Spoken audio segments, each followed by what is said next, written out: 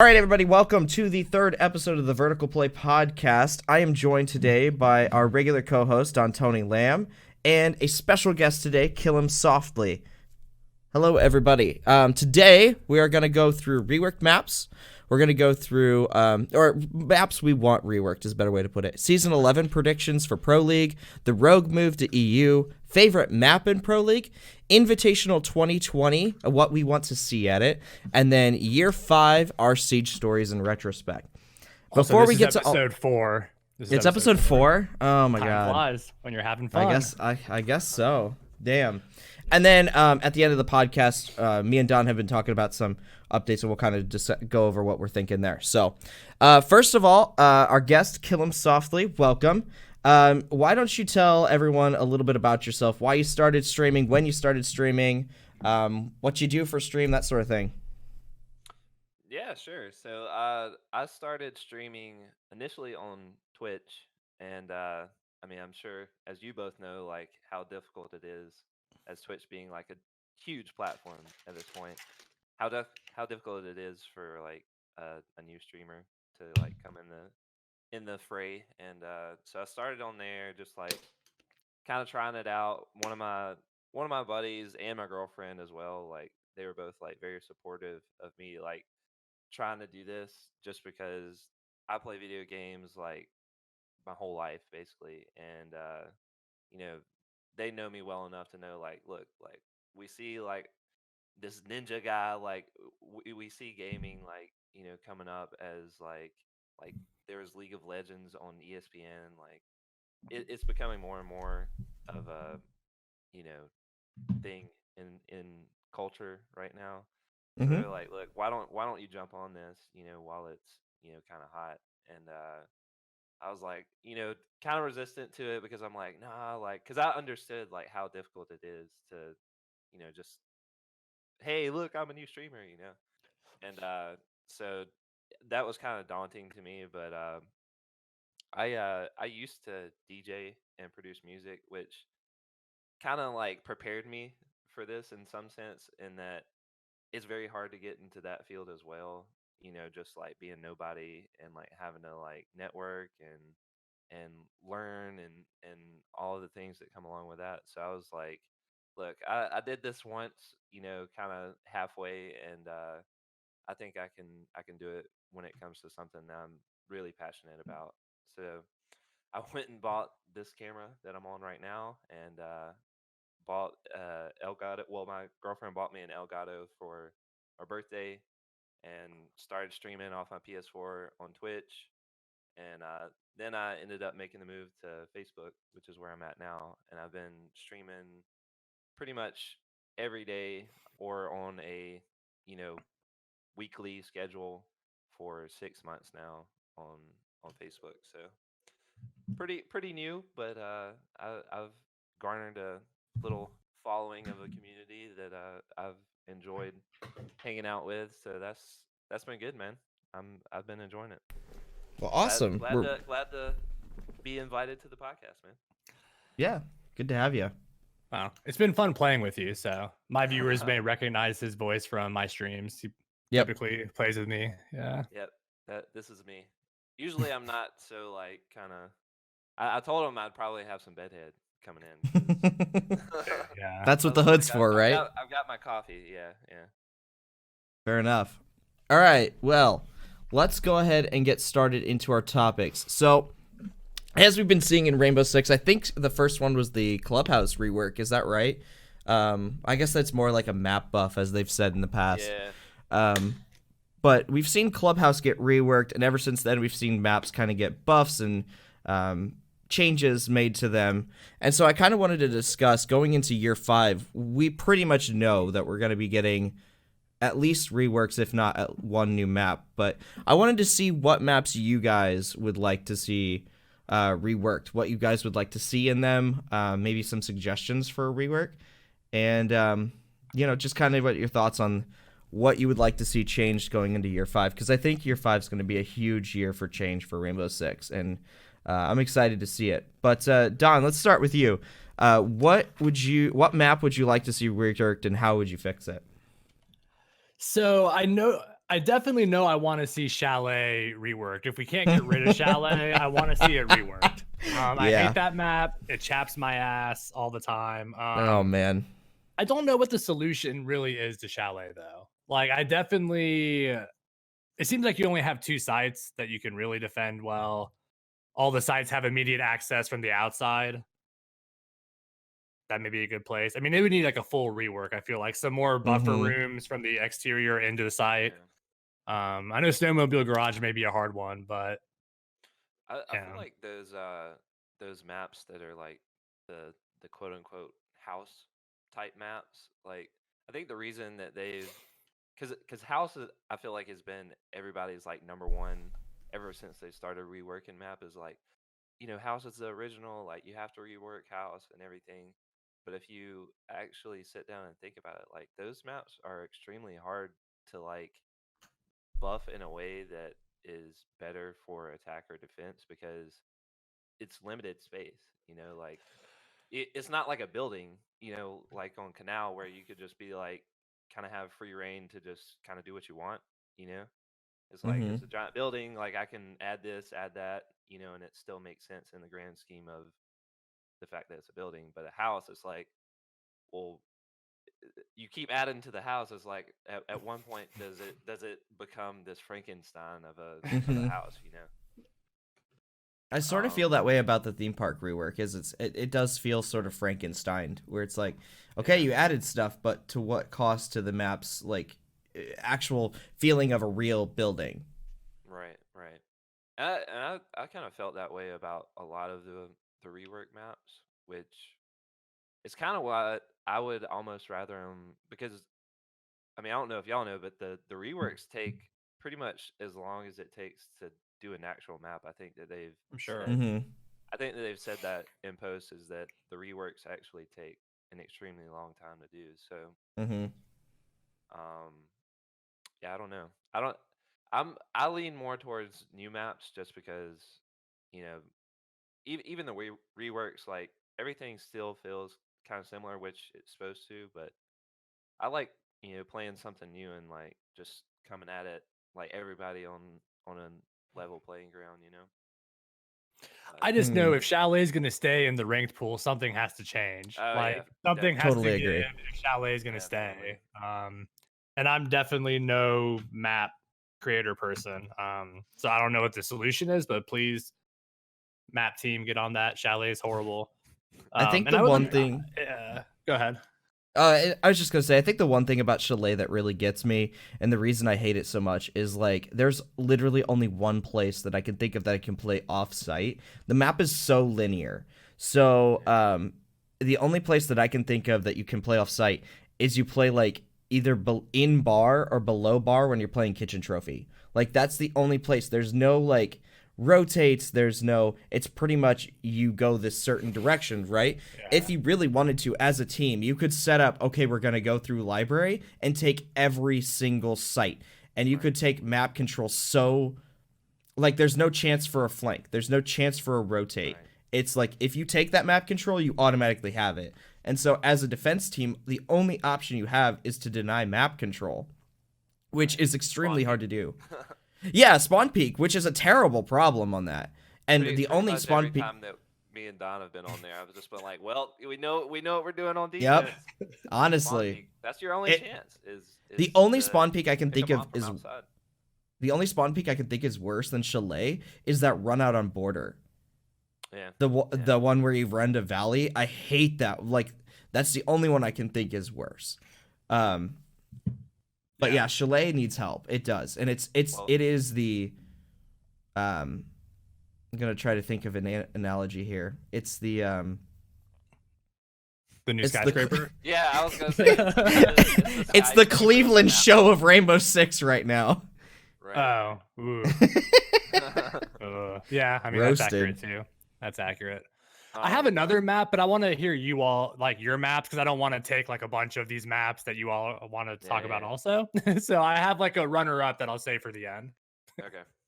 Yeah. Well, I was gonna say, speaking of border, I think border is probably my pick for a rework, just because I look, that's probably one of my favorite maps to play on still.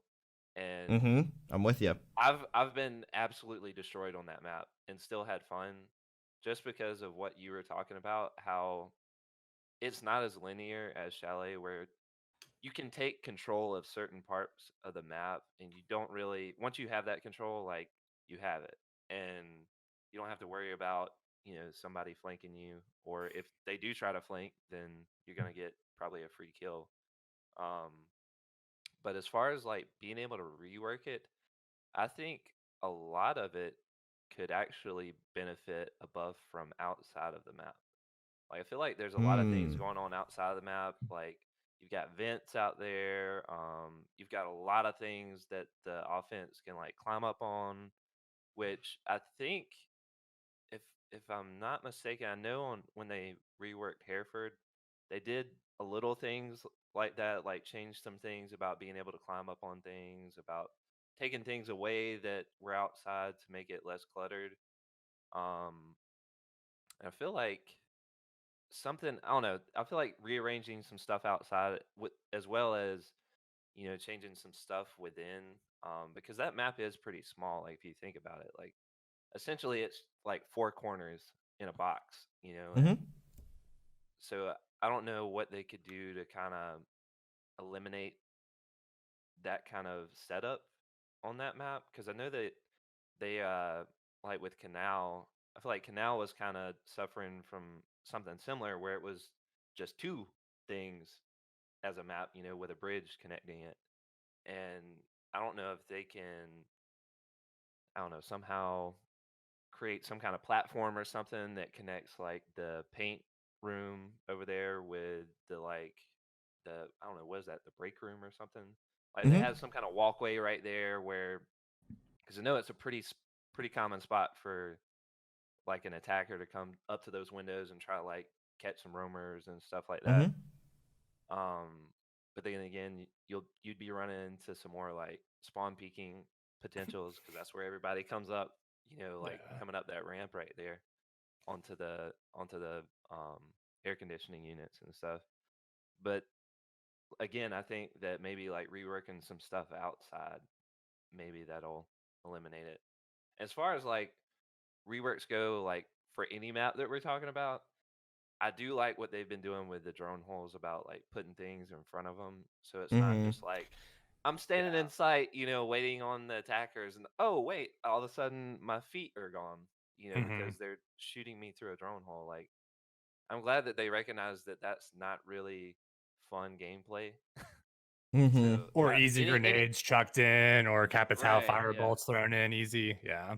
yeah, because that, I mean, I think the counter argument to that is, oh well, it makes it harder to, like catch drones, because usually like when drones are going through drone holes, you can like go prone real quick and try to shoot them and stuff, and that kind of eliminates that. But it's like, dude, if you're not catching the drone before it's going through a drone hole, like, I would much rather miss a drone than get shot in the ankles from somebody that I can't see. Hmm. But yeah, I mean, I would love to see a border rework. Maybe remove the giant intercom, just so everybody's not shooting it at the beginning of every round. Absolutely not. Absolutely not. Okay. Do not attempt to board the helicopter. Right. Right. I I agree mean, with you. yeah. Border is one of my favorite maps, if not my favorite map. But it could definitely do with like you said, it's too much of a box. It's the map control is easy to take. There's not many ways you can contest it. Although I will say it does have more ways to contest than Chalet, because Right. Chalet, it's like you don't even have to put a flank watch on because it's not going to happen. Right. With border, you do have to put a flank watch because somebody could jump Right. downstairs at the very least. Um, I really think, and this might be controversial because I know a lot of people really love this map. I was listening to the Unrenowned podcast, and they were talking about a bank rework, and they got me thinking about a bank rework, and I was like, that would be really, really nice. And it's not like bank needs a lot of help, but there's two sites on bank that are literally useless. The first Open floor open sites area. Yeah. Open area and tellers are useless sites. They're just, it's like, okay, now the attackers have 17 different ways that they can take your site with vertical play. And it's very frustrating to try to defend those sites, and consequently that's usually what you get in quick match. It's literally the worst thing ever. Every single time. I played a game on Bank yesterday that was every single round, and we played open area every round. Was open area, and it just got so it like randomly. You're right. It's random, but I swear it picks the same site 4 times. It's like nobody ever goes here. That site's getting lonely. Yeah, I guess. Movie's just trying to boost the numbers for that site. Man, I wish they wouldn't, because it's bad. I think Bank needs they did this with I think when they did the clubhouse rework, and they also did it with theme park, is just move the sites around. They need to move the sites around and add some stuff. So they were talking about it'd be kind of interesting to see a walkway go from like behind where Blue Stairs is and go to janitor. So you know where Blue Stairs is on the first floor to go downstairs to servers, to see a walkway like that for like either attackers to have a flank watch or have a different way into the site. Also, another thing that we're talking about is like a janitor's tunnel that goes from the garage entrance into CCTV downstairs. That would be sort of interesting to see, because right now taking downstairs is extremely linear and very difficult if you have a good defense team. So if somebody's playing servers, have like one option, like one viable option, which is you like, take Blue Stairs and you open up option. server. That's all you have. So the backside, you could try pushing White Stairs if they're not watching it, but it's as easy as putting one person watching White Stairs and calling it out as soon as it happens.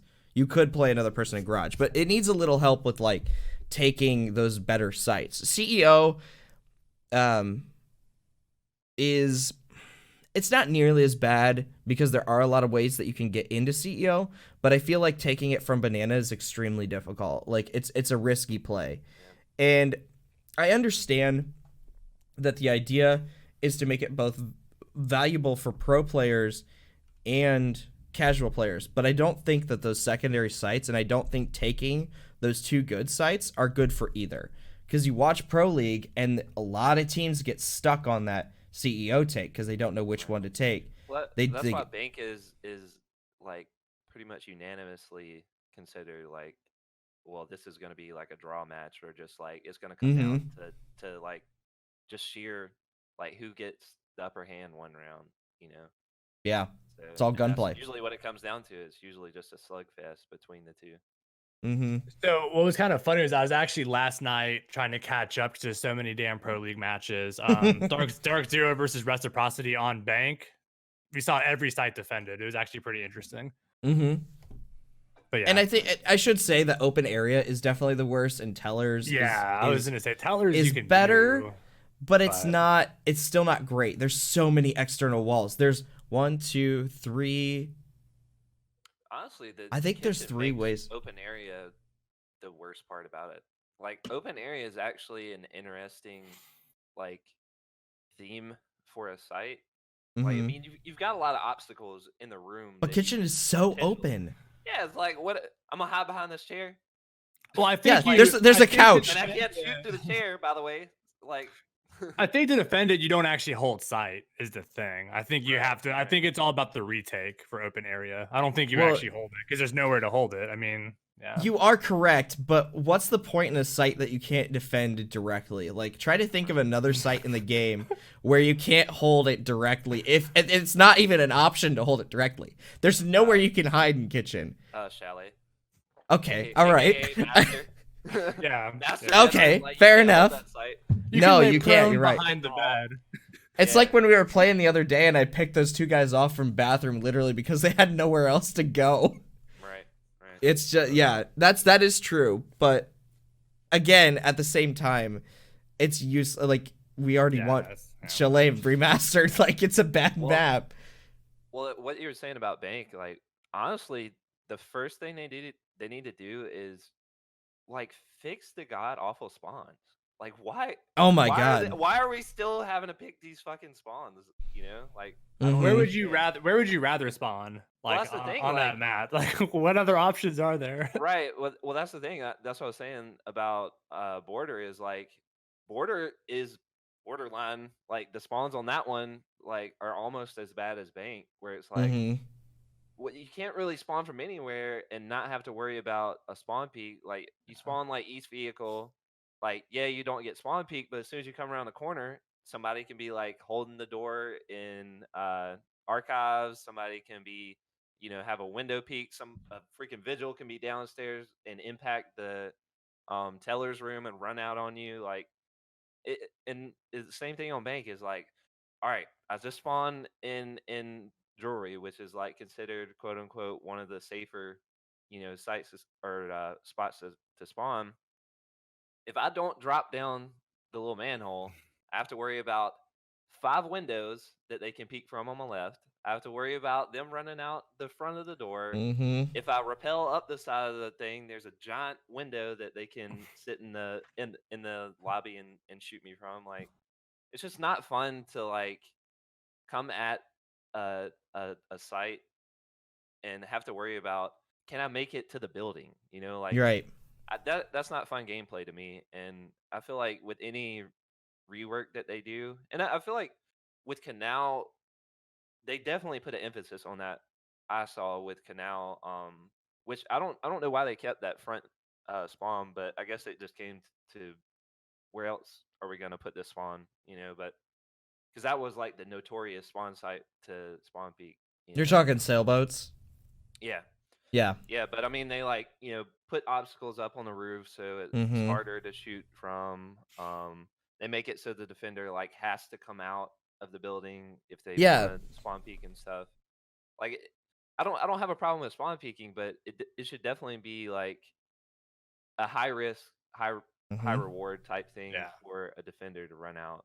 Like if Siege is willing to allow that in their game, then they need to make it where a defender can get clapped from multiple angles if they're Mm-hmm. going to run out. Because the thing And with I sailboats is like, by the time somebody's run out to spawn peak sailboats, none of the other spawns can cover the people spawning sailboats. Like you can't get over there quick enough to cover them from the other side.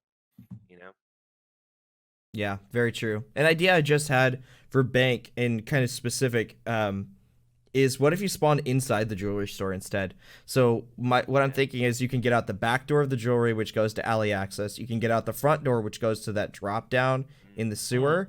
And then there's a soft wall that you can breach directly into like maybe janitor or square or something like that. That would kind of be interesting. Another thing the Unrenowned podcast said was having a staircase that goes from triple doors up into where Banana's at would actually be pretty interesting, because right now, if you go into triple and you go into those double, so you get into triple and you're at ATMs and you go into the double doors, there are 12 different places that you can get peeked from, and you have to look at every single one of them in a split second or else you're going to get peeked. So it's extremely hard to get, and that's the thing I would like to see reworked is the front lobby, because that's useless to even try. Unless you're vigil and you like hide under the desk in there. That's like one of my favorite spots, because I mean, like but you said, can. when you come into that room, it's like so daunting that everybody's like, nobody checks anything in the room. Like they're all looking at angles, like up on Banana, they're looking in tellers, they're looking in the hall, they're looking over there in the library area. I don't know what that call out is, but they're like checking all these angles. So usually like you can just sit there under the desk and you just see them walk right past you, especially if you're like defending tellers and stuff. Like they're looking at the site. They're not checking in the room. Dude, I've so many times that I've like gotten like two or three kills off of just shooting them in the back after they've walked past me. And that like points out the flaw in that room is just there's too much going on, and that's something that COD players can probably attest to at this point, where they're like complaining about there's too much going on the map. Like I don't know where I'm getting peeked from, and it's like, well, like come play a real game. Ouch! Ouch! I play a lot of Modern Warfare. Yeah, I play a lot of COD too, but I just know like that community, like they talk a lot about how like, oh, there's so many angles. It's like, bro, come play Skyscraper. Excuse that'll me, change your excuse me. perspective. Why did you add a second floor to shipment? So, I But, totally agree. Too much going on. And that's the problem a lot with those bigger and earlier maps is the spawn peaks are terrible. Pillars is awful as well. Like I feel like that one doesn't get used nearly as much, but it's still a terrible spawn peak with people who know how to use it. It's like literally you're completely safe. I might be able to get a random headshot on you, but before you can get me, you have the sight line directly into my spawn. Right.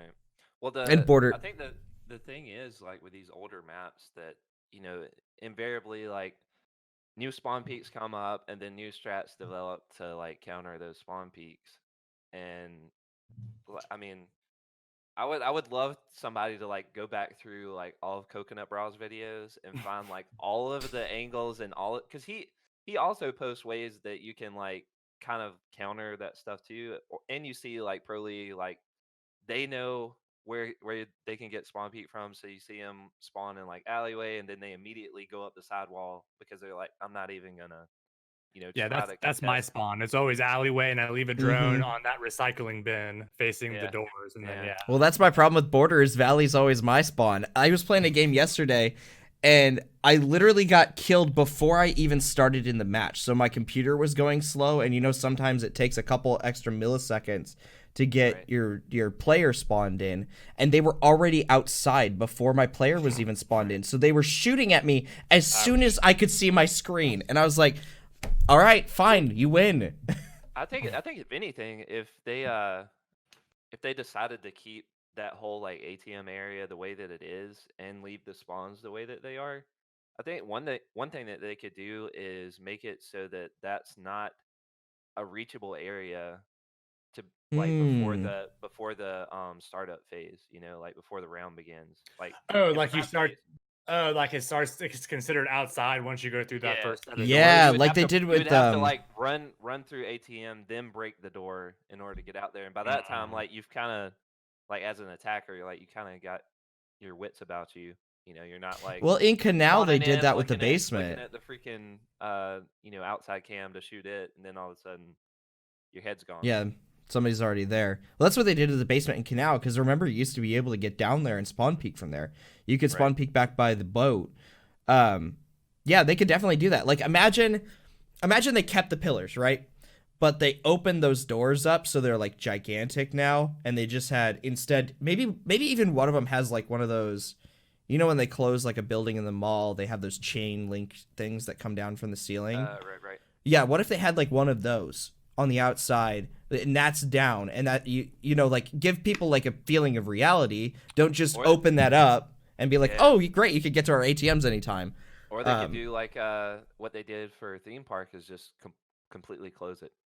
Because Yeah, that was they like could do an that. extremely common run out on theme park is the front Mhm. door. And they just stuffed a bunch of junk in there. Like they could. To be fair, I'm not a a theme of like there's robbers in the bank and there's police cars out in front. Like they could have it set up where there's like barricades or Barricaded, something yeah. like up Yeah. on the front door or something like that. To be fair, I didn't really like that one all that much, to be honest. Like I thought that was kind of lazy, and it does definitely feel like, oh, we have to put something in front of main door, but we don't know what, and we don't have time to fix it. So I'd like to see something a little bit better than that. They like completely changed. Like the other half of the map looks nothing like it used to look. Other Mhm. than like a little bit of stuff in I don't know what that site used to be, the like office site where that used to be like connected to the train. I don't know what that site. Oh, Office? initiation. Yeah, it's Yeah. like initiation office. Yeah. Yeah, that site where the bathroom connects it and everything, like that site feels similar, but everything else is completely different. And I'm like, Mhm. if you invest this much time and manpower into changing that much on that map, and then the front entrance of the map, like arcade, is exactly the same. Like everything's the same in there, with the exception of the like upstairs part where they've like connected the walkway up there. But I mean everything else in there is the same, and I'm like, to what you're saying, yeah, that's pretty lazy to just like, oh well, it almost seems like, oh, we changed this entire side of the map. It's basically a new map. what are we gonna do about the front door? Oh yeah, let's just like throw some stuff in the front door. Yeah, and shove keep, some shit there. Yeah. yeah, Mhm. put some assets in the door, like so they can't run out. Yeah, I don't know. I think what we're beginning to see with reworks is now we're reworking good maps, and so they have to be extra careful because these are maps that are already viable, already ones that we use. Like two of the ones we said were in Pro League, so I think we have to be careful going forward. And I don't expect too much to be changed. I think is a good point to make. Do the map buffs like Clubhouse. Right. Well, I think if they're gonna do big reworks like they do with Canal from this point on, I think what they need to do, and this is gonna fall on Ubisoft's shoulders, like they have a game that's generating a lot of revenue. I can't remember what the numbers are from this past year, but it's a lot of money that they're bringing in, and it really does feel like a disservice to the community when they, you know, kind of slight us in the sense like you hear people complain about like, oh, we want, like new guns, or we want, like more cosmetics, or we want, more new maps and stuff like that. And the newbies over here like, oh, well, we're working as hard as we can. And it's like, yeah, but your purse is huge at this point. Like, Mm-hmm. you need to bring in some extra help or like hire some more people. Like if you've got a community over here asking for these things and you're just simply saying, "Oh, well, we can't deliver on that." But we're going to keep pocketing all this money that we're getting in the meantime, you know?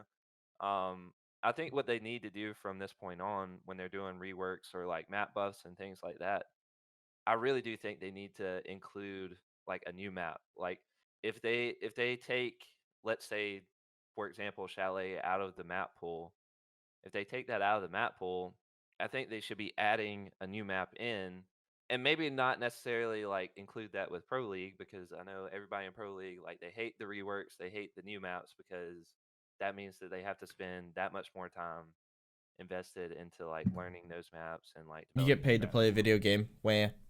Right. Yeah. Right. Wah. Yeah, I know with my But job, I constantly have to do continued education for my job. Like, if I Right. just be like, well, I'm going to continue to use 1860s therapy techniques, I don't want to Right. learn new shit. Like, no, Right? I mean, yeah, yeah. Anyway. But yeah, I mean, I really do think if they're like removing maps from the map pool, and then just like throwing in reworks for maps, I think they need to include new maps in between those reworks. Like, I get that it takes time to rework a map, but you need to have something ready to go, if you're taking something out of the map pool. And I Mm-hmm. don't buy this argument that they're like, oh, well, it's difficult for new players to come into the game. Like, bro, your game is old at this point. Like, in all intents and purposes, like, nobody should be playing this game.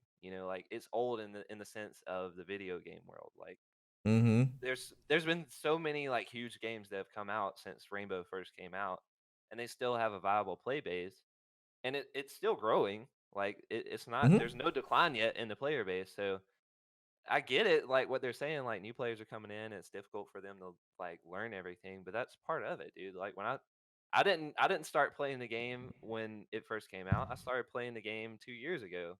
After the game like already had metas established, and I came in, cold as a piece of ham, and it's just like, Yikes. like, I had to learn the hard way. Like, I had to get spawn peak. I had to, Yeah. get killed off of impossible angles and stuff, and that's part of it. But Like, I've seen that in my own personal life. Like, Color Proof, a good friend of mine, that's the big barrier for him. He's like, I don't know if I want to spend the time to learn this right, game. He's like, it seems fun. I know I have people I could play with, but the amount of hours I'm gonna have to spend to learn the game, I'd rather just go play Apex. right, Mm-hmm. right. Yeah. And to that fact, um, like, the game is $8. Like, it's not like a giant investment. Like, people that say that, they're like, oh, like, it's daunting. Like, okay, I get it, but you're not spending $60 on a game to be like, I don't know, like, like, Yeah. it's Yeah. $8 when it's on sale. Like, I'm pretty sure like your friend probably spent $8 on a skin in Apex. Like, And Apex is the same way. Like Apex is constantly evolving. Like you're having to learn new stuff. It's just because it's one map. Well, That once he you bought learn, the game. Like he's bought it and played it. He's just like, right. he's like, I don't Well, want to have to learn all these maps and all these right. like. Well, I was angles. just speaking on that Yeah, I like get you. logic or whatever. Is like if Yeah. somebody's like, oh, like this is hard, but I'll go play Fortnite or whatever. It's like I remember the first time I played Fortnite. That game's hard. Like it's hard to learn, like I can't but get then you back get into to a it. point right, same way. And it's because it develops metas and stuff that you don't know. And Mm-hmm. I think that instead of Ubi just copping out and being like, oh well that makes it harder for new players, like we want our new player base to come in and stuff.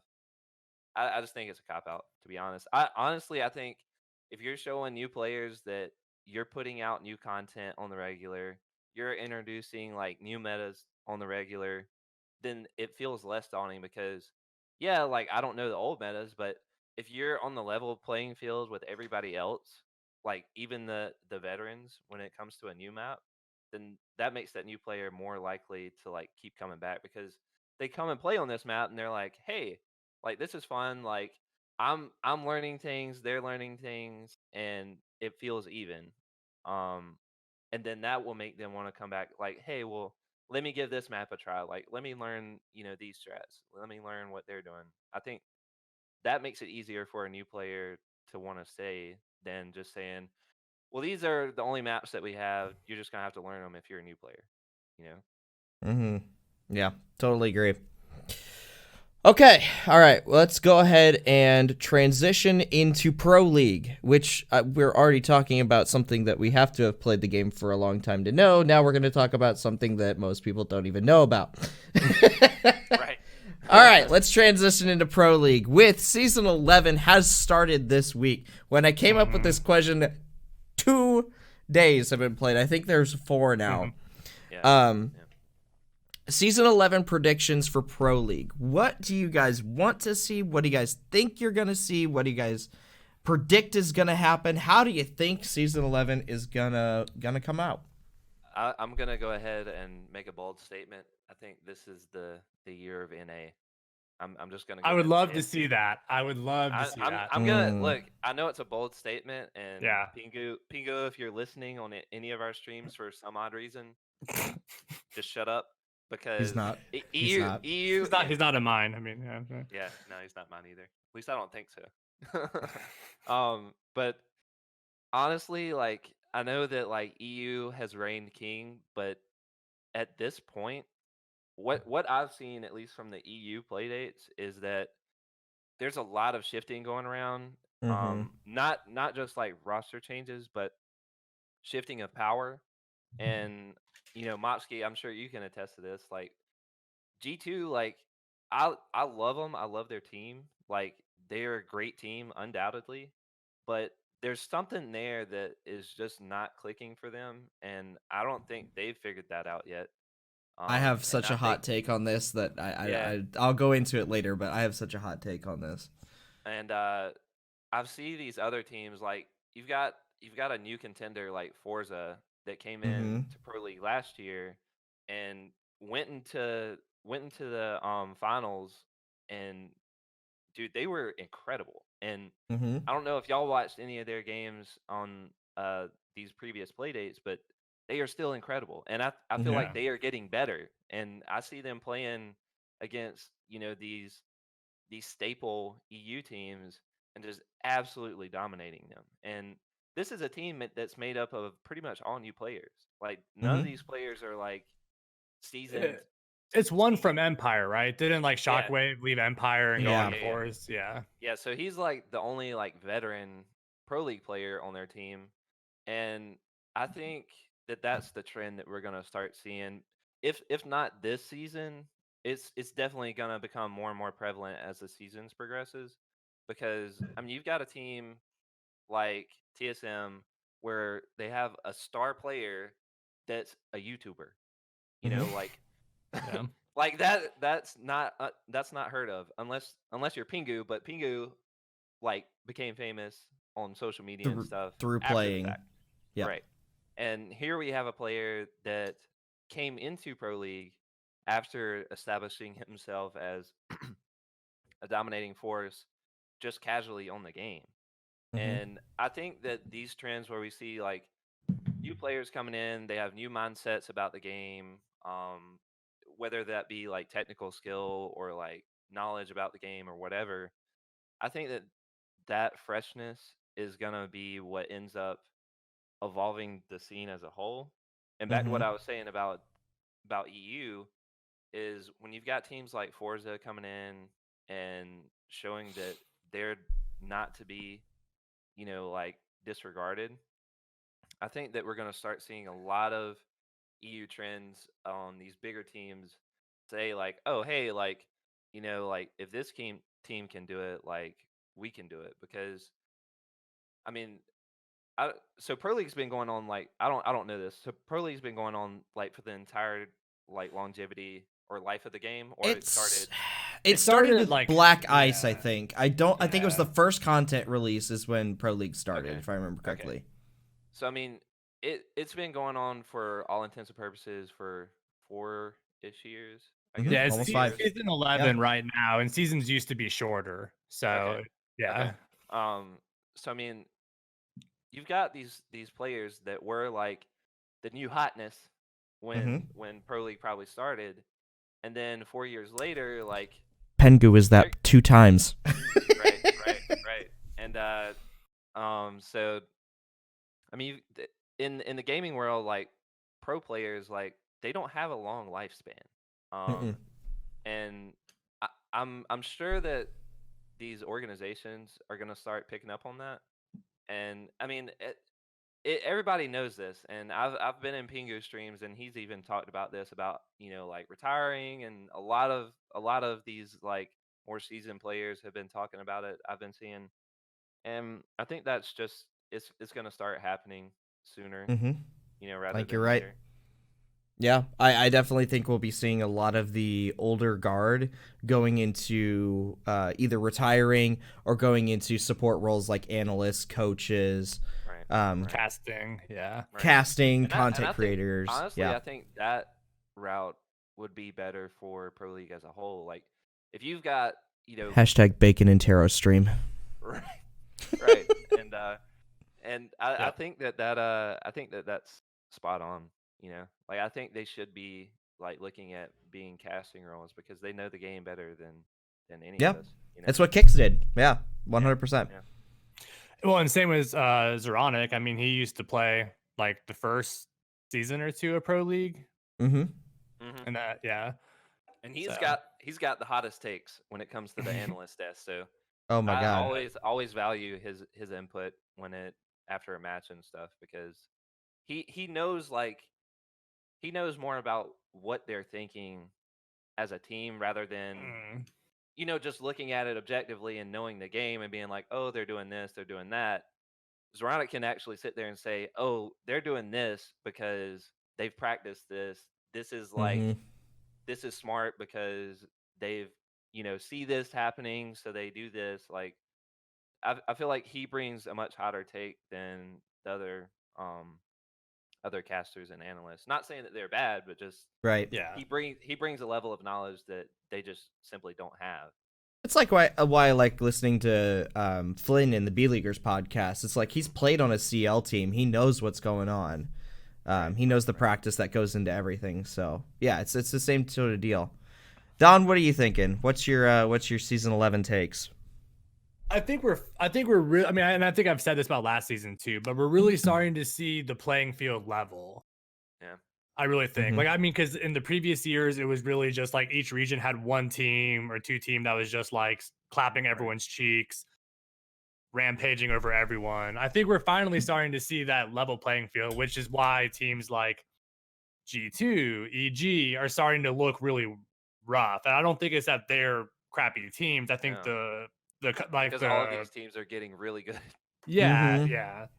So I don't like as far as predictions on like who's going to be top and bottom. I think for NA it's anyone's guess. Yeah. I don't follow Latin America really, and EU. I still think EU. It may still. Those Russians are scary, man.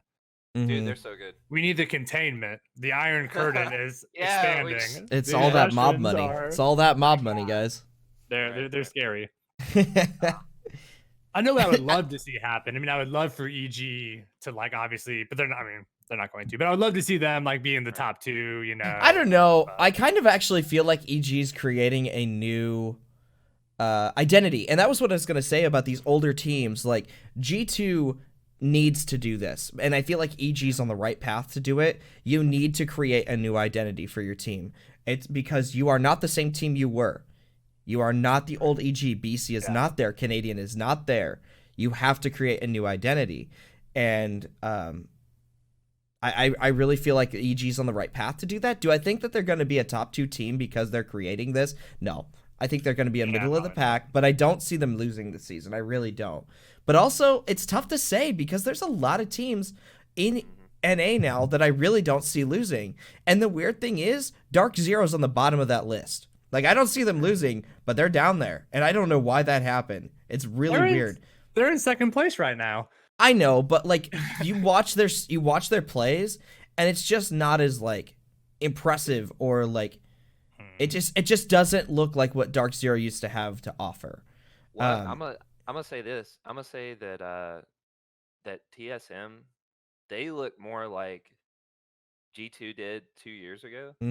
Where as in they're like they just coalesced this like amazing roster of absolute gunners, and you know they have a great synergy the way that G2 does, like Penghu, Fabian, like all of those guys, like they have great synergy, and honestly I think that may be what's hurting them at this point. Like they're great players, you know, like they're the best of the best, but I think the thing that's not clicking with them is I think that they've got a lot of egos on the team, and I think that maybe that's starting to kind of reveal itself as kind of a downside at this point. And I think that TSM is going to run into that at some point too. Is that they've got a lot of these egos on the team, and they're working great now, but at what point does that become their downfall? You know. Totally agree. I think that's a good segue into my hot take on season 11 of Pro League, and this is an extremely hot take. I'll prepare myself to clutch my pearls. If G2 does not win something, so that's Invitational or Pro League Finals, by the end of season 11, I think the core will crumble. At least one person will leave, or all of them. Yeah, I can see that. I can definitely see it's getting. Penghu's already stated multiple times that because people have asked him in chat about the same thing, like, you know, what will you like go to another org or like, you know, and all this other thing. And at the end of the day, Penghu's honest answer is, you know, if they pay me enough, yeah. Like, I mean, that's why he left Penna and came to G2. It's like, right. They gave me a big ass check. Like, why wouldn't we go there? You know?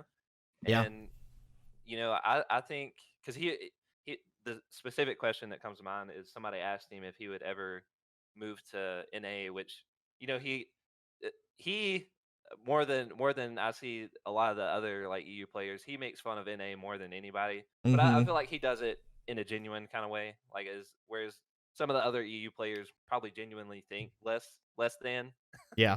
But he was saying that, you know, he would go to an NA organization if they paid him enough, because he's not like really tied to the sense of, oh well, I'm loyal to this, you know, like region or this organization. He's simply there to play the game the best that he can. And I think to what Don was saying, like, I kind of get the sense that he's getting fed up with the fact that they're not really synergizing the way that they should be. And honestly, I got that sense when Goga left. Yeah. Like, I know him and Goga like have a really good friendship, and I'm sure that they all have a good friendship with him. But yeah, there's definitely been a difference sense that between Goga leaving and Jonas leaving. Right. On especially what you can see on like, Twitter. I felt like he wasn't really happy with how that went down, and that's kind of where started getting this sense that he's not really happy with the way that anything's going down at this point. I mean, he seemed pleasant in the interview that he did after Hmm. after the first play day, but I just thought it was very odd that they went into like he went into the team's struggles. Like, I think that's a really weird thing to bring up in an interview, especially the first interview you do of the season. and that's why I'm saying I think that he genuinely wants to play the game at the top tier Mhm. like level, and he's obviously not scared to say like what's wrong. I mean, I'm sure that they talk about it, on their time, but he's obviously not scared to point out what's wrong Yeah. with the situation. I mean, he talks about it all the time on his stream, which, I mean, if that's not a live platform, I don't know what is. Well, what's the worst that could happen for him? I mean, like G2 drops him, anyone would want to pick up Penghu. Right. Like, Oh, yeah. I mean, so like he can say 100%. whatever the hell he wants because I mean, Right. even if that he's not the that was top kind of his player point. anymore, he has the personality and the clout behind him that everyone's going to be like, hell yeah, I want Penghu on my team. Shit. Right. It would And be like that was his point. it would be like the rogue split, right? If the core of G2 falls, people would drop good players, like really good players, to pick up those three, especially. Right. He may go NA. I mean, his girl's American. Right. That's what I was thinking too. Is his Right. girlfriend's American? Would make sense. I would for him love to to do. see Penghu on an NA roster. Even EG. I would love to see him on the EG roster at the. It would be at their so current- weird. Like, It and would that's be. another thing about Pro League, and I think this is the thing we're gonna see more this year, is if ESL doesn't make a change to the system as far as who can play in what region, I expect a lot of people to put up with the difference and get a lot more players over. We're starting to see it already. We got Slevin and Gomfi. We got, was it Hungary? No.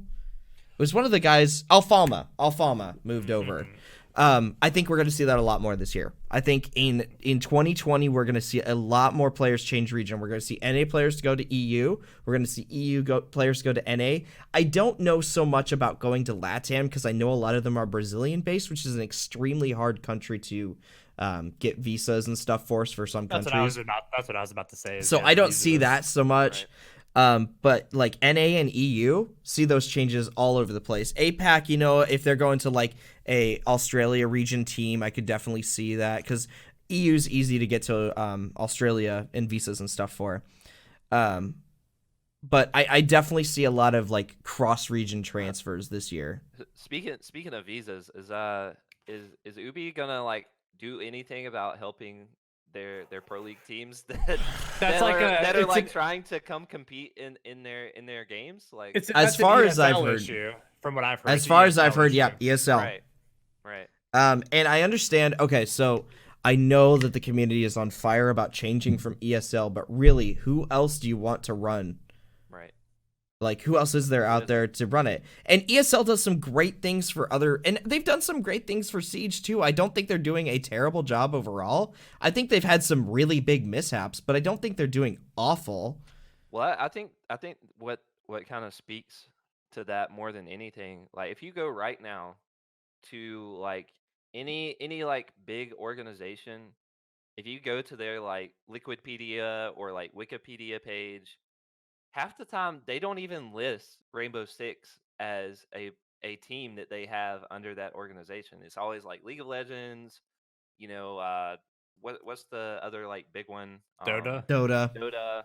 Like they like list, these games, but when it comes to Rainbow Six, which I mean, I can't remember. I went and looked at it recently, but there was like I want to say it was G2. It was one of them, one of these like huge organizations, and they don't even have Rainbow Six listed, where they're like one of the top contenders in that game, And I'm like, that kind of speaks to the fact that I don't know if they just like don't update it or what the deal is, but I mean, I don't really see these organizations embracing Rainbow Six the same way that they do these other games that are bringing in millions and millions of dollars into an esports arena. I just kind of feel like they're like, well, we'll see where it goes, kind of thing. And I think that's where Ubisoft can kind of like step up their game when it comes to like supporting the player base and stuff, because at the end of the day, that's what brings in, viewership. That's what brings in, like more money as far as like to these organizations. I'm optimistic to see what they'll bring in the Invitational. I know, like, I've heard from so many people in the industry that big changes are coming and we'll announce them at the Invitational. So I'm excited to see what's coming next. I hesitate making too many claims purely from the standpoint of I know some stuff is going to be changing for year 5. I know that this is going to be a big year for it. I think honestly, if I'm going to make a prediction, I think that this is going to be the year that Ubisoft is like, okay, we're going to be bringing esports to the front level. Like, this is a big deal for us. And I feel like they've made it a big deal and they're finally ready. Okay, we know enough about the industry. We're going to be making this a bigger deal. At least I hope so. Right. So I'd love to see that. And I know the content for year 5 is getting hyped up also. Right. Like, I think season 2, I was told it's going to be really intense and really good. Awesome.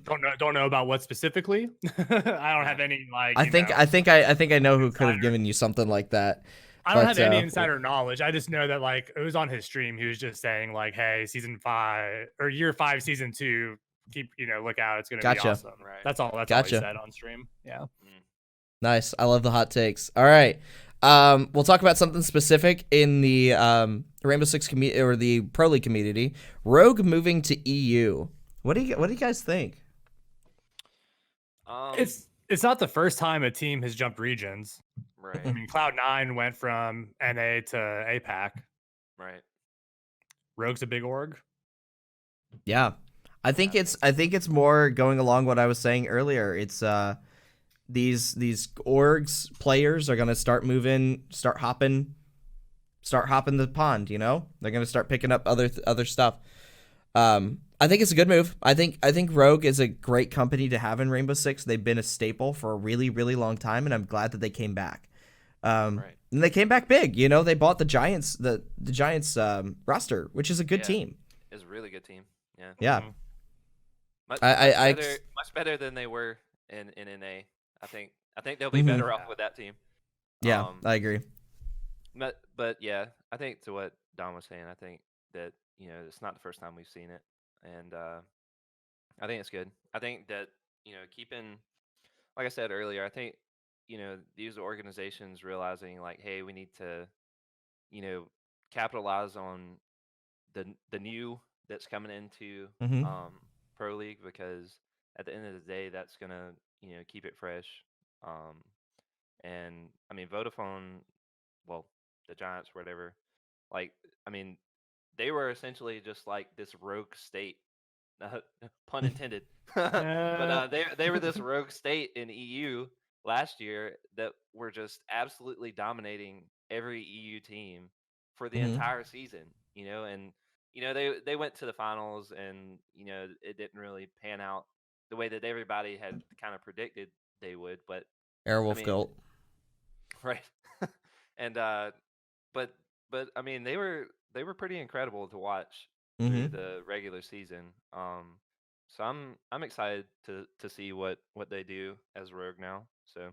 And I mean, Vodafone already picked up another team. Like 2 days later, they already had another one. So they had this ready, and it's good to see not only that a big org picked up a good team, but also that the org that left already had something in the works. Like they wanted to stay. Right. So I think that says something to the longevity of Rainbow Six Pro League, for sure. I saw some meme joking about how Rogue just didn't want to lose their pilot program skin. I would not blame them. I would honestly, I wouldn't blame them. Team, damn it. That's a ton of money that they lost an opportunity on, just even in that small amount of time where Rogue wasn't a team and the pilot skin wasn't in the game. That's a lot of money that they missed out on. Because I mean, how much is 300 R6 credits is like what, $5, $6? Yeah, something like that. Like that's a lot of money. And I see most Jaeger players running that skin too, so it looks good. Oh, I have the shotgun. I have the 590 shotgun skin for Rogue. That thing's I run it on every one of them. It's awesome. Okay. Everyone, this one's probably go pretty quick. Favorite map to watch in Pro League and why? Yeah, I'll let you guys take that first. Yeah, I think just like right off the rip, the first one that comes to mind is Clubhouse. Mm-hmm. I think that one um is probably like the most technical to watch as far as like what teams are doing and like what strats that they do. I feel like as a casual player, I learn the most watching pro teams play on that site, and which is pretty crazy because I mean you would think a map that small, like you kind of like learn it, after a few times watching it. But dude, I swear every season, like there's always something new that they come up with to play the sites on that map. And I don't know. I think that one's probably the first one that comes to mind when it comes to watching uh, pro teams play it. Yeah, fair enough. For me, I think, and this is gonna sound funny because I suggested Bank for the rework, but I really like watching Bank. That's mine too, actually, is Bank. Yeah. It's just every single team knows the plays so well, and there's not much to change there, so it's all pure gunfire. And it's like, I understand that, yes, you can learn more in the game in other maps, like you were saying with Clubhouse. That's a great point. But if you're going for pure watchability, gunplay is always going to win. And it's, I love the gunplay that goes through on Bank. Yeah, Bank's just like, it's an absolute slugfest. Like, and Bank has lots of good like high flying action too, because whenever there's CEO defense, there's always gonna be fuckers jumping out the window to get people on rappel and then having to run back in. Did y'all see that clip from the LATAM game? I can't remember who was playing, but the guy like was on rappel, had planted a diffuser inside the like office site, and it was a 1v1, and the dude was on rappel, and the dude just yeeted out and got the shot like falling halfway down, and literally had to run all the way back around and came back up and defused it in enough time. Like that's what you're talking about, is like crazy stuff like that. Oh yeah. Well, like was it in Japan where, must have been, I can't remember where it was, and I think it was Young that got it off, but it was the 3v1 clutch with Maestro on Bank in open area. Do you remember this one? Man, that was nuts. Where he just used the Maestro cam the whole time. Like, it's stuff like that. That was where everybody was commenting like Maestro goat or whatever. Yeah. It really is. Like Maestro's like crazy good. Like Maestro's one of the best defenders. Maestro's a clutch master. Like, honestly, Maestro's good, but the longer the match goes on, the better Maestro is. Because at the beginning of the match, the amount of ammo that you have in a clip doesn't matter, but the longer you go, the more it matters, because you have to like spray and pre-fire and stuff. It's kind of like, like Legion's ability makes him better as the time goes on. Obviously, Womai as well. But Maestro, it's his clip that makes him better. It's really weird to say, but that honestly it is. So yours is also Bank, Don? It is, because it's one of my favorite maps, and like I said earlier, the high flying action, it's fun. There's always stuff going on. Even if the takes are pretty typical, like we were saying earlier, down in lockers, it's always blue stairs. You got to get control of that. If it's up on CEO, you're always gonna have someone on rappel. But I just think the games are really intense. Well, I think that's why it's so intense, is because what we were saying earlier about some of the changes that need to happen on Bank is because it's kind of stale in the sense of strategy. But in that sense, that's what makes it so good in Pro League, is that there's only one way that they're going to be able to do it, and that they're going to do that, and both teams know that they're going to do that. So it's like, who's going to be able to execute that strategy? Like whether it's on attack or defense. Like if you're defending in CC and lockers, it's like, well, there's things that you have to do in order to prevent the attackers from coming in. Can you execute on that? And then if you are executing on that, are you winning your gunfights? And that's where what you were saying is like the gunfights come down to who's better at at shooting and stuff, and same on attack. Like, can you take blue stairs? Like, can you get this freaking Jaeger out of blue stairs? Can you get this smoke out of blue stairs? Like, Yeah. if you can't do that, you're probably not gonna get in the site, you know. And you know, Yeah. it's fun. It's fun watching that map for sure. Yeah. Okay. Most wanted from Invitational 2020. Well, I mean, my most wanted is that I wanted to go, but that didn't happen. So Yeah, I'm not going this year either. I actually lost my. Well, it's in this house somewhere, but after I bought this house and moved, I can't find our passports. Like, they're somewhere here, and I remember I still get shit for it from my wife because the morning we were packing, she's like, "Do you want me to put the passport somewhere?" And I was like, "No, I'll put them somewhere safe. It won't get lost." They're very safe. And we have they are. They're definitely somewhere. So who do we want the invite to go to? Oh man! If you had to pick, I mean, I know, like, I feel like we're all. You gonna be know biased my as hell. answer. Yeah. And honestly, I'm not. I wouldn't be upset if G2 got the invite. I get the argument that and Penghu's even made the argument publicly, you know, that they don't deserve the invite in the sense that Well, no one does. If they deserved it, their asses would already be there, right? Right. Well, and that was his argument, and I think what he's saying is he wouldn't want the invite because it would feel like a pity invite. But honestly, it's a pity invite inherently. Right.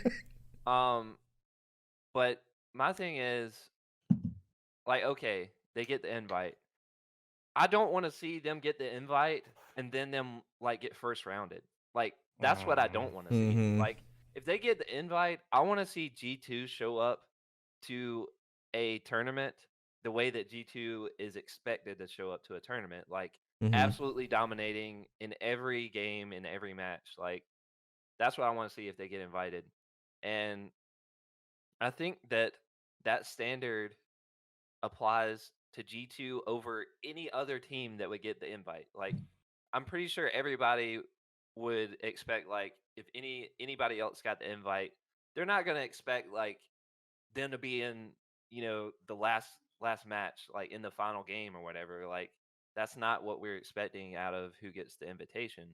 But I feel like if G2 gets that invite, like, they better damn well be in, you know, the semifinals or something. At least. Yeah. Like, you know, they're this top tier team that, you know, gets all this clout and all this praise. But I'm like, if you get the invitation, it will be a pity invitation if y'all come in there and get first rounded. Like, yep. Why don't you like take the initiative and say, like, all right, guys, this is it. Like, this is, everything's on the line at this point. Like, we got the invitation to the tournament. Like, we need to show up. You know, if I don't see them do that, then I'm gonna say that it's a waste, to be honest. I'd rather see some other team get it over them. So yeah, I'm actually not going to say EG. Like, obviously I would love to see EG play. I want to see Nora Rengo get the invite because we need a super relaxed man there. He's an international treasure. Entertainment value. That's who we need to have honestly, that's my, I'm not even going to say EG. I kind of agree with you. Like, we need some, because honestly, the options that we have there, I'm like, there's a lot of sweaties there. Right. And we almost need something to kind of bring, because even though they didn't do great invitational last year, like, they were one of the most fun people to watch. Like, they were all over the place. They were one of the highest viewer counts too. I don't know if you paid attention to that. I'll take your word for it. But that's what I'm saying. Like, they're pretty huge in APAC. Like, they bring in the viewers whenever they're playing and stuff. And there's a huge following in Japan for Siege in general. I mean, the Japanese Siege community is insane. Yeah, they love Siege. And I think that, I mean, at the end of the day, like, they can say whatever they want about why they invite this team over the other teams. At the end of the day, it's going to be a business decision. Absolutely. They're going to pick a team. They're going to pick a team that brings in viewership. And the only two teams that come to mind are G2 and Nora Rengo. Like, those would be the only teams that they could bring in and get a much higher viewership over any of the other teams that are in consideration. That's a even very, very EG, good point. am fortunate enough to say, like, I think that Noringo Yeah. or G2 would definitely be better for business when it They comes have to- identities, and EG does not have theirs right now. Right, That's right. my honest opinion on it.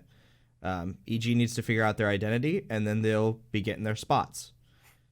But we're just like ripping on Don over here. yeah, Don, No, we're it's basically fine. just It's true, taking though. Don Hanging and up punching on him in the. It's true though. I mean, it is. I will say, like, and I know this is backpedaling, but I do think EG, the new roster does not look horrible. Right. Right. Doesn't Nope, look horrible. I But agree. either way, I don't think they need the invite. I don't think they need it. No, I think that they're not ready for an invite. I think that not that They're better to Noringo or practice. G2 are ready for an invite, but I think that they have self-established identities that bring them into it. And like right now, EG is almost a completely different team. Like, how many people are originals on that team right now? Young and 3. You got Is it MBK, still 3? Necrox, and Young. Right. okay, yeah, I don't know if they're originals, but like from that core roster when you used Right, to have, right. like, yeah. Well, Young's an original player. I know that. So I think Necrox, MBK, and Young were all on like Continuum together. Mm. I think. I think so. Don't quote me on it. Yeah, I don't know. That was actually What, before my time in Pro League, but What would y'all think? I mean, in the sense of saying that the invite, no matter who it goes to, it's going to be a quote unquote pity invite. What if they invited Fnatic? Just they off qualified. the- They Oh, qualified. did they didn't qualify? they? Did they? Here, I got the teams listed up here according to Liquipedia. We have Don's our stat Empire- man.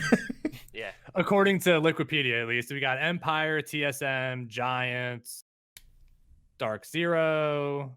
Wait, yeah, this is 2020, right? Yeah, Yeah. Invite 2020. Okay. Dark Zero? Empire, Interesting. TSM, Dark Zero, FaZe, Rogue, Navi, Ninjas, Reciprocity, Wildcard Gaming, Team Liquid, BDS, Space Station, MIBR, Fnatic, and then the Okay. invite lot. Okay. Well, I was gonna say it in the sense that they're kind of like going through some crisis right now. As far as the wildfires go, that would Oh be, yeah, that would be kind of interesting if they got the invite, but they're they're already there. So okay. Okay. Yeah, because the two ones were Wildcard and Fnatic were the two APAC teams that made Okay. it in. Yeah. Who picked up? I know somebody picked up Airwolf, but I can't remember who. They picked up I the have no entire clue. roster. Can't remember. Oh well. I don't follow Um, APAC enough. Okay, and I know we kind of actually alluded to this slightly at the beginning, at least with Killem. Year 5, we are heading into the 5th year of Siege, which is honestly longer than most games get, even longer than most Ubisoft games get, as we saw with Breakpoint taking over for Wildlands. Give us kind of a brief words are hard. Try again. Synopsis of our Siege stories. Like, when did you start? What brought you into it? Kind of tell us your story. Yeah, I can make it kind of briefish. So, I first started in Velvet Shell, and I've actually played on every platform. So I started on PS4, went to Xbox, and now I'm on PC. Ubi loves you. They do. I've given them Or- lots of or money. Your wallet. Yeah, I've given them lots of money. And every time I was like, fuck, I wish I could just transfer my account over. Please do Mhm. that. That would be awesome. But no, so I was an intensive in-home counselor. So I would go into clients' homes and I would do therapy with them. And one of my clients was really into Rainbow Six Siege. And like after we would do our session, I would hang around a little bit to build rapport and watch him play Siege. And I remember thinking, like, this game looks so fucking dumb. I really did not think it looked good at first. I really didn't. I was like, you got these little dangles on your rifles and like, what the hell? And then he was like, oh, we'll give it a shot. And then, of course, I would like play for a little bit and our sensitivity settings would be different. I was just like, this game is no.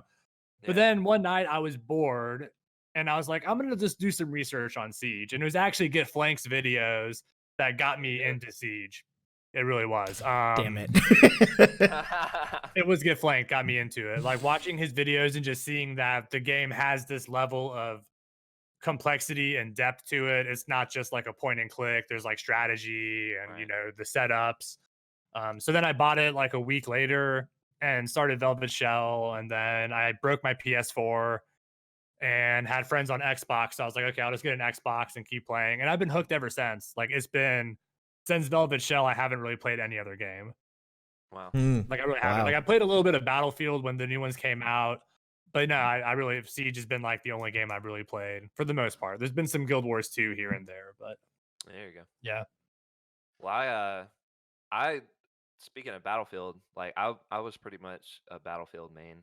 Like I played nothing but Battlefield since like Battlefield 2. Like I was playing on PC Battlefield. I once Battlefield moved, I think the first like console Battlefield I played was Battlefield 3, and that was like a big deal because Battlefield 3 was huge. That game on was console. awesome. Oh, And it's it great. was amazing. Like I sunk so many hours into that game, and I was pretty much just playing Battlefield 4. Like, I mean, Siege. I think Siege had been out for a while, and like I saw like like E3 trailer for it, and I was like, oh, this looks pretty cool. Like being able to like blow up walls and stuff like that. Um, you know, like that level of destruction, like the small level destruction and stuff. I thought was cool, but the game came out. I never bought it. I just kept playing Siege or Call of Duty or whatever game was out. I think I was playing a lot of like Dark Souls and stuff too. So I was playing back and forth like Battlefield and Dark Souls, like when I didn't have friends on and stuff. And my buddies like started playing it on PlayStation, and they were like playing it like all the time, and they kept saying like, "Oh, you gotta buy this game. You gotta buy this game." I was like, "Nah, like I don't need to get it. Like whatever. Like I got other games I can play." And they're like, "No, no, no, you gotta get it." And finally, like one of my friends just bought the game for me, and he was like, "All right, go look at your like PSN account." He was like, "It's in there. Just come play with this." I was like, "All right, whatever." Started playing it. I liked it right off the bat. I wasn't like Don. I wasn't like this is stupid, you know. But I was like, yeah, this is fun. Like I played it for a little while, and fortunately, like I had, them that they were already like playing it, so they kind of like could coach me around and tell me like what strats are good and stuff. But I played it for a little while. I started in White Noise, so that was when Dokkaebi and Vigil were introduced, and I And the played it, like, best map of all time, Tower. right, and I actually like that map, and that's a testament. That's a testament to like how not in the know that I was when I first started. And, I mean, I liked Tower when it first came out. right, and so I played a little bit that season. I think I really started picking up the next season, which I think is when Operation Chimera, I think. Lion. Was that Chimera? Yeah. Yep, Chimera. Okay, so I really started getting into the game when Lion and Finka were introduced. I pretty much played it like every day from that point on, and I played it on PS4 up until like 2 or 3 months ago when I started playing on PC, and I've been loving it on PC. I mean, it honestly, I know people say it all the time, like it's a different game, but It it is. really is. It really is a different A game. very different And experience. I think that's what I like about it more is that I kind of got burnt out on it, playing it every day on PS4, and it was kind of like you could only do so much with a controller. So essentially, it came down to can you strat harder than the other team? Yeah. But Mm-hmm.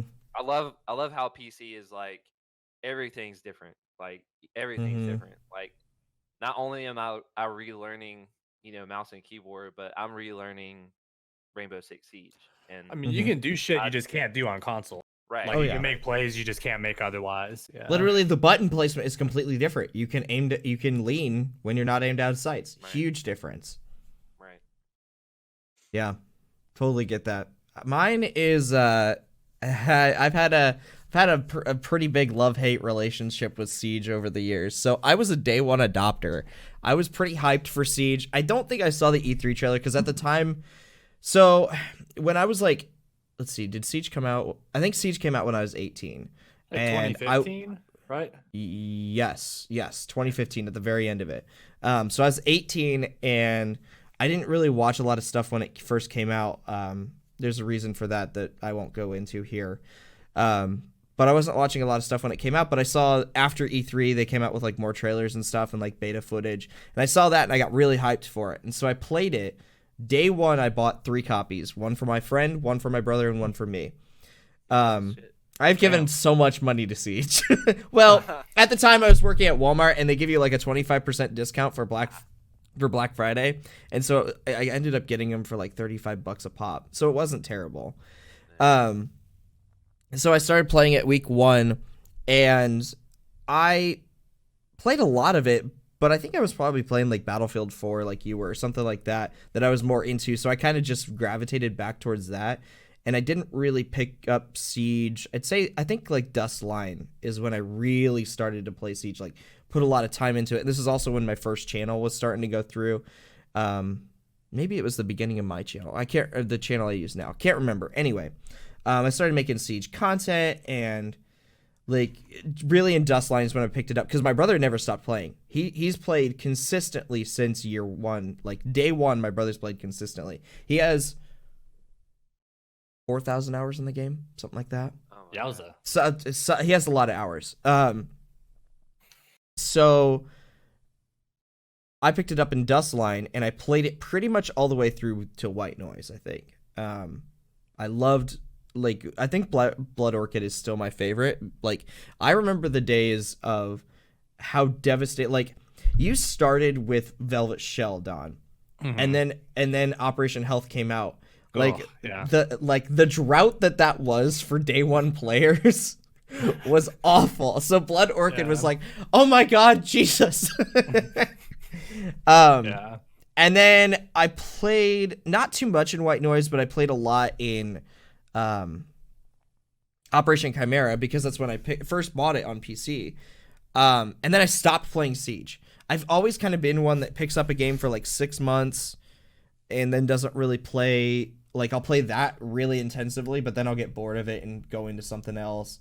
Right. So, like, I've traveled the world as far as FPS shooters go. Like, I used to play Battlefield. I used to play COD. In fact, I still play COD. Like, I still play those games.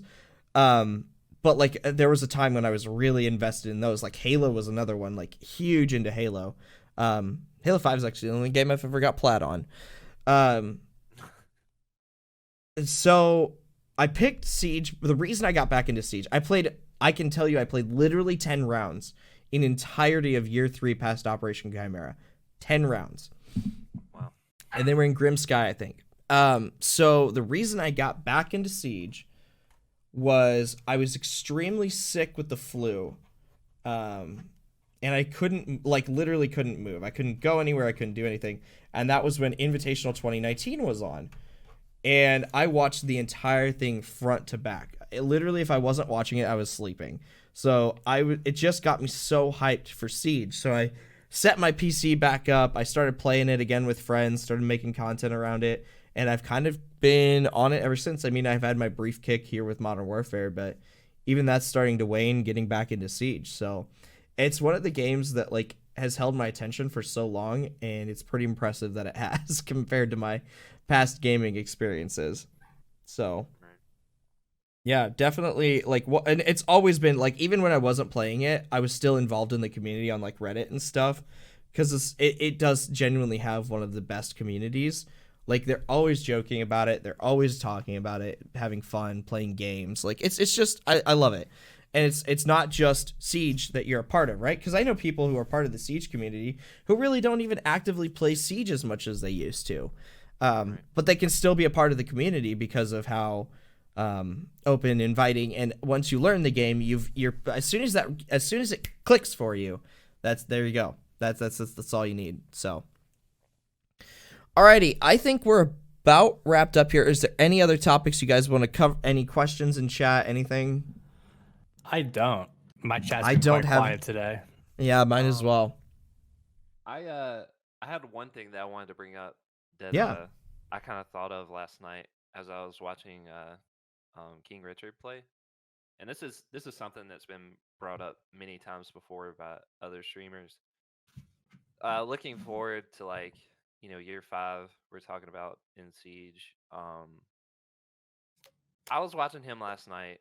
He started streaming, and the first 3 games that he played, he was Q sniped and stream sniped, like hardcore. Like, I mean, they won. Managed to win the first round or the first match. They got demolished the second one, and then by the third one, they pretty much were just like throwing because it like wasn't even fun. And because it was mainly because he was running a 5-stack, so like people that don't know how the queue system works in Siege is generally if you're solo queuing or duo queuing, they try to match you up with other people that are also doing that. But if you're 5-stacking, they generally try to matchmake you with other people that are 5-stacking. Other 5-stacks, yep. What these like stream snipers were doing is they're in a 5-stack, and he like usually in super high elo, like what he's in, I think like plat 1 or something like that.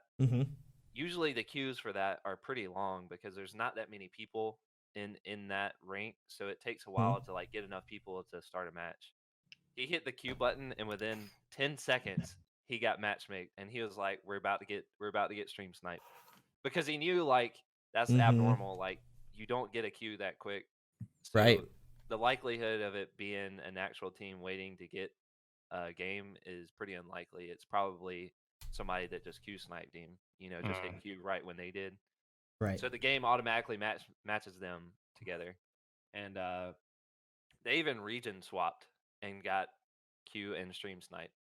And so I mean, so my question or my point that I was thinking about last night, I was like, when is Ubisoft gonna start paying attention to this? Because he's not the only one. No, you've seen like in Taro and like King 2. Right. Yeah. I mean, I know like I generally watch Macy J. Like, that's who I watch play, or I'll watch the OG. The OG, yeah. I watch him the most, probably, as far as like Siege streams go, and then I'll watch like Snake Nade, just because I like watching, because he usually plays ranked and they're like super sweaty, so I like watching that just to like pick up on like what high tier strats and stuff they're using. But dude, I gotta tell you, like, since I started watching Macy, like it's gotten more and more depressing watching him, because he's depressed playing it because he can't play ranked because he'll get stream sniped. And beyond that, like, the community is like super toxic when it comes to him playing ranked. I don't know if it's like, I'm sure it's across the board with any big streamer if they're playing ranked or whatever, is that they get these like backseat gamers in chat. They get like toxic people in chat, like, oh, why didn't you win that kind of thing. And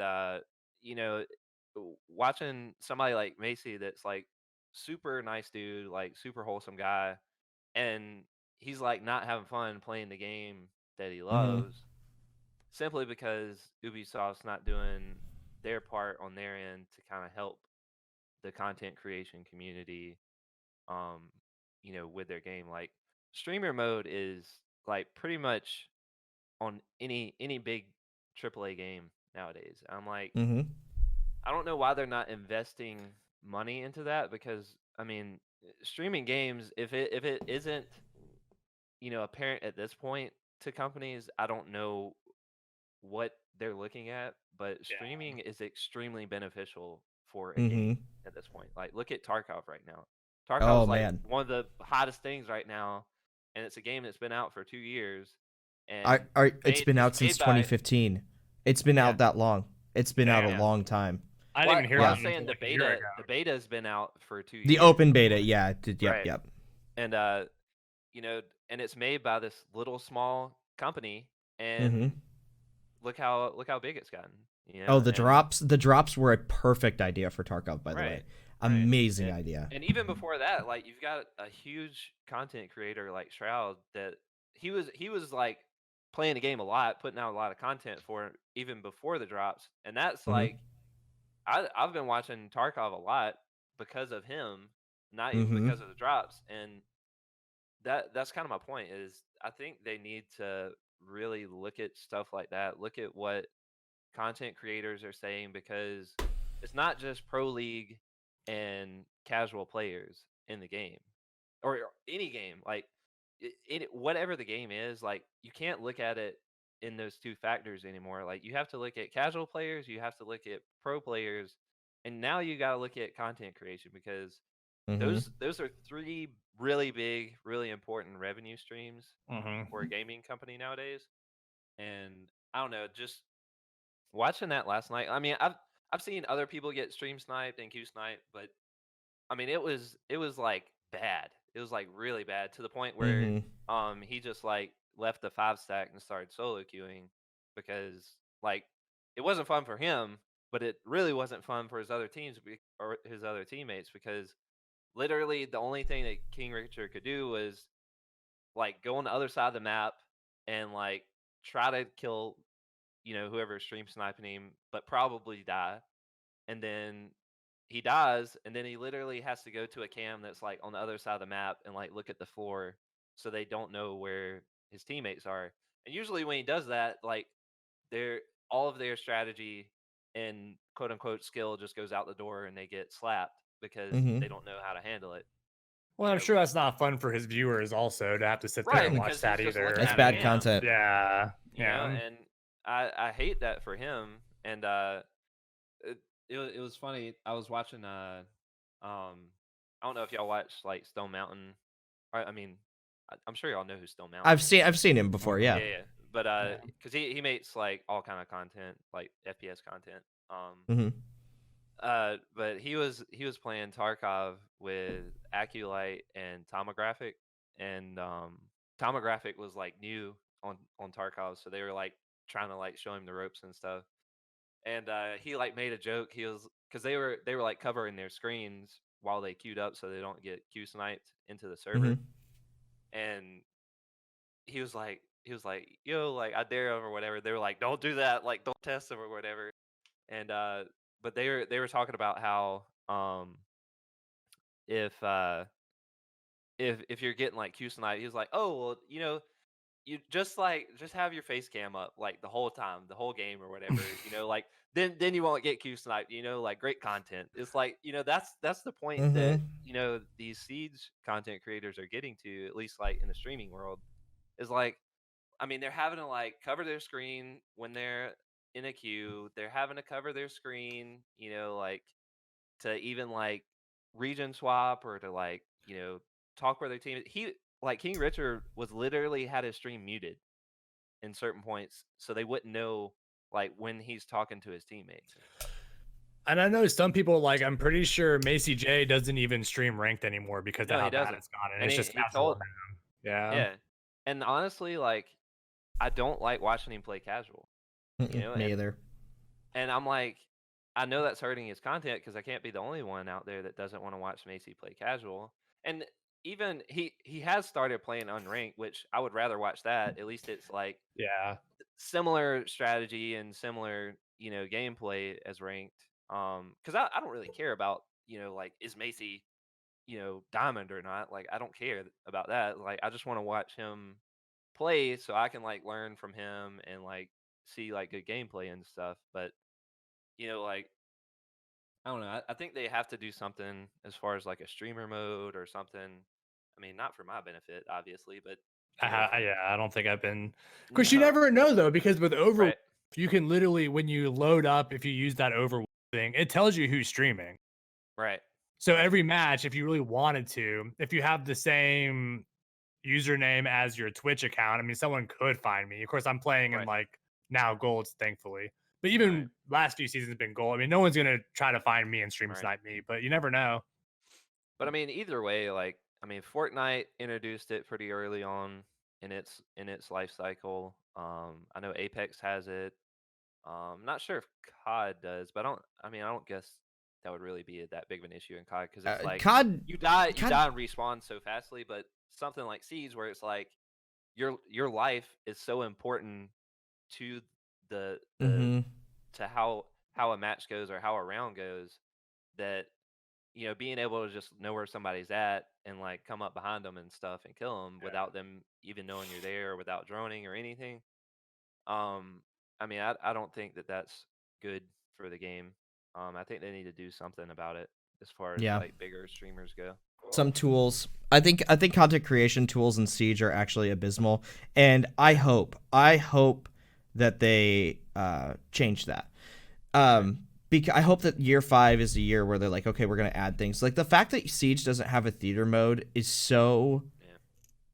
That's the thing that really kills me. Like I agree, streamer settings are definitely needed, but can you imagine like if we would have had from day one? Because, like, there's a personality that's given to the operators by the community. And there always has been since the very beginning of the game. Can you imagine what content creators would have been able to do with machinima-like content in Siege from day one? Like, I understand that maybe they might add that eventually. But, like, there's no tools. And to be fair, 2015 was a different time. It was a lot of YouTube content. It wasn't so much streaming. So it was a different time, but like you've had 5 years to get this right. Well, what you're saying, like having theater mode, even on top of that, I think that they should have some kind of like replay system, or whatever. Because I think that will be more beneficial towards, which is one of the biggest problems with Siege, in my opinion, is the cheating that's going on, like the blatant cheating and the closet cheating that goes on. Because if you can go into theater mode and do like a replay and go and look at what somebody's doing, not just like their point of view, but like see what they're doing, like see them shooting through floors at you and stuff like that. I think that will be more beneficial for Ubisoft when it comes to trying to ban these people, because I mean, not everybody has, like a recording software on their computer. Not everybody, has like some kind of like shadow play or something on their computer. So and even more so like on console, it's even harder on there. And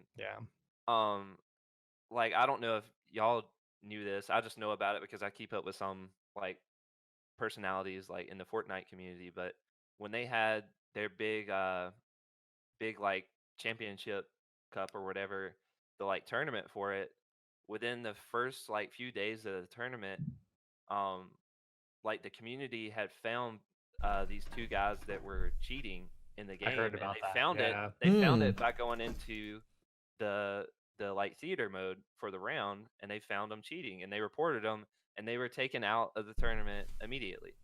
And that's where I'm like, if console had something like this, like if it was something across the board, I think it would level the playing field a lot, because console, you don't really have people cheating as much, but you have people using mouse and keyboard, and there's no way you can detect that, really. Like you can't detect that. The console doesn't know that it's using mouse and keyboard. And I think that maybe introducing a theater mode would be easier for somebody to say. If they suspected someone using mouse and keyboard, it might be easier for them to like go back and kind of see that. Yeah, it'd be good. Totally agree. I think we'll see some things. I really do. I think year 5's gonna have some stuff. So, all right.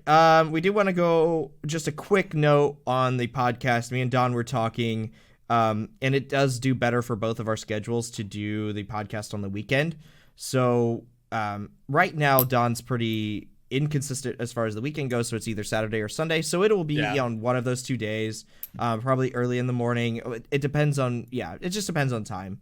So we'll announce that, but the consistent time frame is this podcast will be going up on Tuesdays at 8 p.m. on the Iron Mountain YouTube channel. So you can expect it to be there. It will be there on those days. Most of our views come from the pre-recorded podcast anyway. So so it is going to be on the channel on Tuesdays, and then the highlights and the highlights video will probably be going up Mondays most likely, because I get those done on Sunday. So I think that's it, unless you guys have anything else you want to cover. I don't. This GG gamer stuff is running through me pretty quick. I gotta take a potty break. So. Alrighty, sounds good. Well, I got nothing else. well, Killem, it's been nice having you on the podcast. man. We're glad you were able to come out. Yeah, man. Thanks for the invite. It was Yeah. fun. Good discussion. Awesome. Yeah, indeed.